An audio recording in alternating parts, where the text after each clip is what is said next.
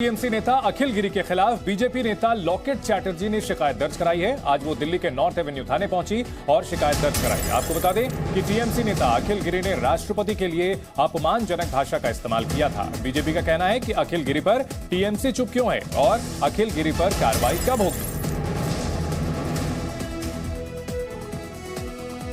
आज आपने शिकायत दी है, क्या आपने डिमांड रखी थी? हम लोग रखे हैं कि अखिल गिरी ने जो हमारे राष्ट्रपति जी को, द्रौपदी मुर्मू जी के ऊपर जो इंसल्ट किया है, उसको लेकर हम लोग एफआईआर किया है नॉर्थ एवेन्यू में। हम लोग चाहते हैं कि अखिल गिरी माफी मांगे और अखिल गिरी का जो मुख्यमंत्री है ममता बनर्जी भी सबके सामने आके उनका क्या भाव है उन स्टेटमेंट दीजिए, क्योंकि अगर उत्तर प्रदेश में अभी कोई महिला के ऊपर कुछ होता है तब आके तो बहुत सारा बात बोलते हैं, सांसद लोगों को भेज देते हैं। पहली बार तो हुआ ही, दूसरी बार हुआ ये दूसरी बार हुआ है। फर्स्ट टाइम तो ममता बनर्जी ने कुछ बोला तो उसके पास टाइम था, उन्होंने कुछ बोलने का था, लेकिन सेकंड टाइम जब बोला उन्हें हाथ उठा रहा है उनको उससे, ये तो नहीं होना चाहिए। तुरंत बर्खास्त होना चाहिए अखिल गिरी को। नहीं, देश के कोने कोने में आदिवासी समाज जो है, आदिवासी महिला लोग है, वो आवाज उठाएंगे। ममता बनर्जी ने अभी तक सामने आके क्यों कोई बयान जारी नहीं किया है? यही तो है, उसको हम लोग तो तुरंत उनको आना चाहिए। उसका क्या मत है, उनका क्या स्टेटमेंट है, उनका मैटर को लेके उनका क्या भाव है, ये बोलना चाहिए। नहीं तो हम लोग सोचेंगे कि वो बाहर में आके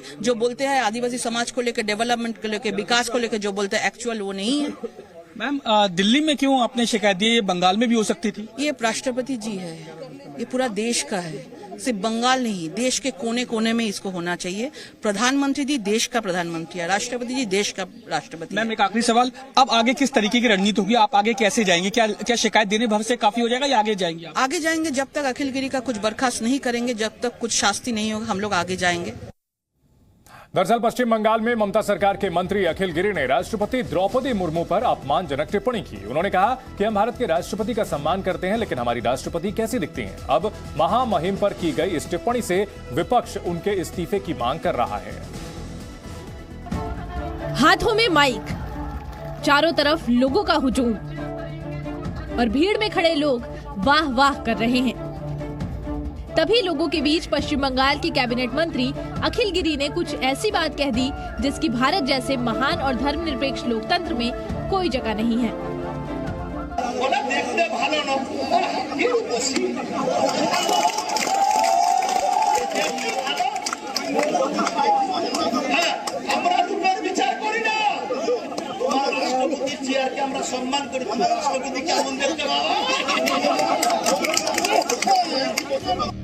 ममता बनर्जी की सरकार के मंत्री ने राष्ट्रपति का अपमान किया और इस अपमान को लेकर केंद्रीय मंत्री स्मृति ईरानी ने बंगाल सरकार पर पलटवार किया। उन्होंने ममता बनर्जी से ऐसे मंत्री को तुरंत बर्खास्त करने की मांग की।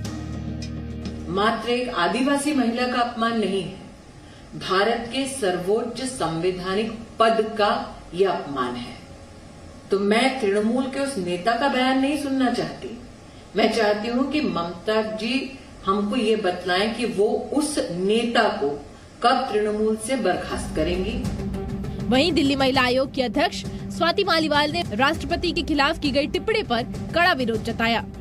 समझ नहीं आता कि इस तरीके के लोग जो महिलाओं के प्रति इतनी घटिया सोच रखते हैं, ये मंत्री बन कैसे जाते हैं।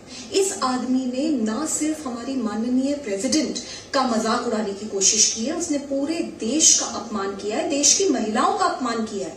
मेरी अपील है वेस्ट बंगाल पुलिस से, तुरंत इसके खिलाफ एफआईआर दर्ज कीजिए और इसको जेल में डालिए। राष्ट्रपति के खिलाफ अपमानजनक टिप्पणी को कांग्रेस पार्टी ने भी शर्मनाक बताया। पार्टी प्रवक्ता मीम अफजल ने कहा कि ममता को तुरंत कार्रवाई करनी चाहिए। इंसानियत के खिलाफ बात है, ये खाली प्रेसिडेंट है वो तो खैर जाहिर है कि बहुत बड़ी बात है। मैं समझता हूँ कि ममता जी को इस ऐसे आदमी के खिलाफ तुरंत कार्रवाई करनी चाहिए। दरअसल ये विवाद शुरू हुआ बीजेपी नेता शुभेंदु अधिकारी के बयान से, जिन्होंने तंज कसते हुए कहा था कि अखिल गिरी देखने में अच्छे नहीं लगते। फिर क्या, अखिल गिरी जवाब देते देते अपनी सीमा लांघ गए। महिला और राष्ट्रपति दोनों का सम्मान भूल गए। विवाद बढ़ने के बाद अखिल गिरी ने अपनी सफाई भी दी है। उन्होंने कहा, मैंने किसी का नाम नहीं लिया। शुभेंदु अधिकारी के कमेंट के जवाब में इस तरह की तुलना की थी। ब्यूरो रिपोर्ट, जी मीडिया।